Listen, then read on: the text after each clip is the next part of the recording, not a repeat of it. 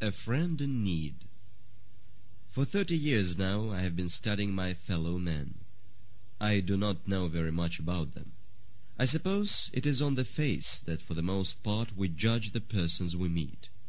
We draw our conclusions from the shape of the jaw, the look in the eyes, the shape of the mouth. I shrug my shoulders when people tell me that their first impressions of a person are always right. For my own part, I find that the longer I know people, the more they puzzle me. My oldest friends are just those of whom I can say that I don't know anything about them. These thoughts have occurred to me because I read in this morning's paper that Edward Hyde Burton had died at Cobh. He was a merchant, and he had been in Japan for many years. I knew him very little, but he interested me because once he gave me a great surprise.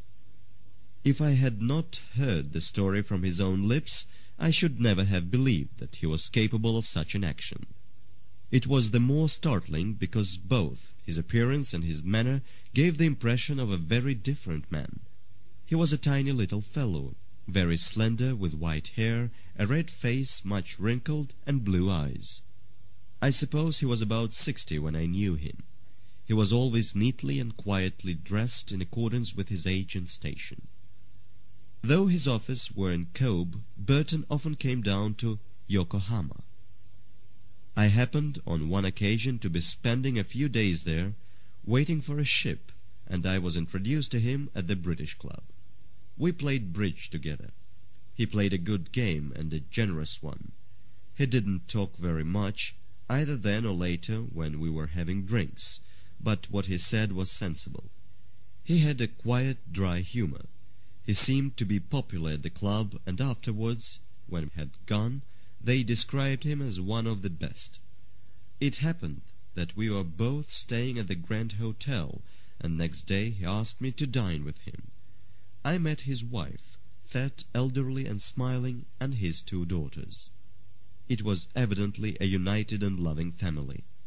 I think the chief thing that struck me about Burton was his kindliness. There was something very pleasing in his mild blue eyes. His voice was gentle. You could not imagine that he could raise it in anger. His smile was kind. He was a man who attracted you because you felt in him a real love for his fellows. He had charm, but there was nothing sentimental about him. He liked his game of cards and his cocktail. He could tell a good and spicy story, and in his youth he had been something of an athlete. He was a rich man, and he had made every penny himself. I suppose one thing that made you like him was that he was so small and frail. He aroused your instincts of protection. You felt that he would not hurt a fly. One afternoon I was sitting in the lounge of the Grand Hotel. From the windows you had an excellent view of the harbour with its crowded traffic. There were great liners, merchant ships of all notions, junks and boats sailing in and out. It was a busy scene, and yet, I do not know why, restful to the spirit. Burton came into the launch presently and caught sight of me. He seated himself in the chair next to mine. "What do you say to a little drink?" He clapped his hands for a boy and ordered 2 drinks. As the boy brought them, a man passed along the street outside, and seeing me waved his hand. "Do you know Turner?" said Burton, as I nodded a greeting. "I have met him at the club. I am told he is a remittance man." "Yes, I believe he is. We have a good many here." "He plays bridge well." "They generally do. There was a fellow here last year, a namesake of mine, who was the best bridge player I ever met. I suppose you never came across him in London. Lenny Burton, he called himself. No, I don't believe I remember the name. He was quite a remarkable player. He seemed to have an instinct about the cards. It was uncanny. I used to play with him a lot. He was in Cobh for some time." Burton sipped his gin. "It's rather a funny story," he said. "He wasn't a bad chap. I liked him. He was always well dressed, and he was handsome in a way, with curly hair and pink and white cheeks. Women thought a lot of him. There was no harm in him, you know. He was only wild. Of course he drank too much.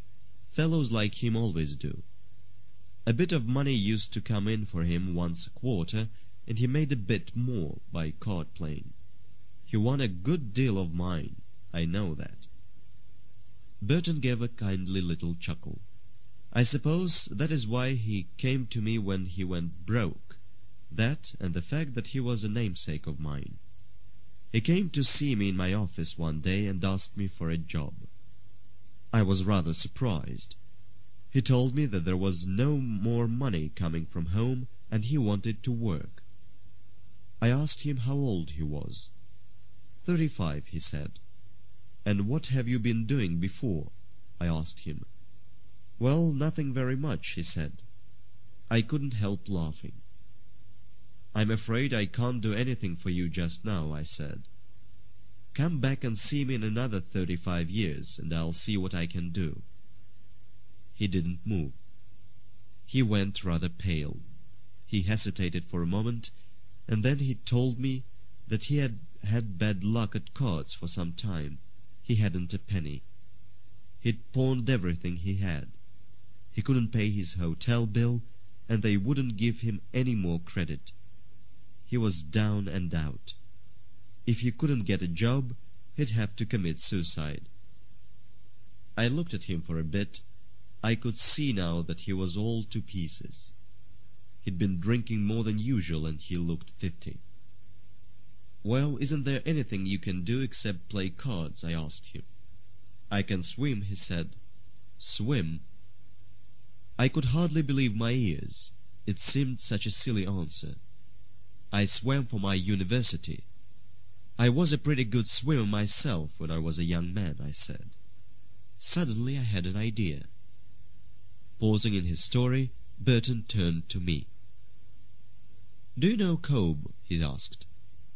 No, I said. I passed through it once, but I only spent a night there. Then you don't know the Shioya Club? When I was a young man, I swam from there round the beacon and landed at the creek of Tarumi.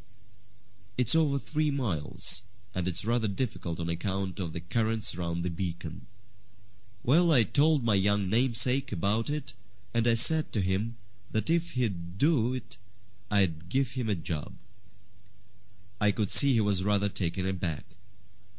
You say you are a swimmer, I said. I'm not in very good condition, he answered. I didn't say anything. I shrugged my shoulders. He looked at me for a moment, and then he nodded. All right, he said. When do you want me to do it? I looked at my watch. It was just after 10. The swim shouldn't take you much over an hour and a quarter. I'll drive around to the creek at 12:30 and meet you. I'll take you back to the club to dress, and then we'll have lunch together. Done, he said. We shook hands. I wished him good luck, and he left me. I had a lot of work to do that morning, and I only just managed to get to the creek at 12:30. I waited for him there, but in vain. Did he get frightened at the last moment? I asked. No, he didn't. He started swimming, but of course he'd ruined his health by drink. The currents round the beacon were more than he could manage. We didn't get the body for about 3 days. I didn't say anything for a moment or two. I was a little shocked. Then I asked Burton a question. When you offered him the job, did he know that he'd be drowned? He gave a little mild chuckle, and he looked at me with those kind blue eyes of his. He rubbed his chin with his hand.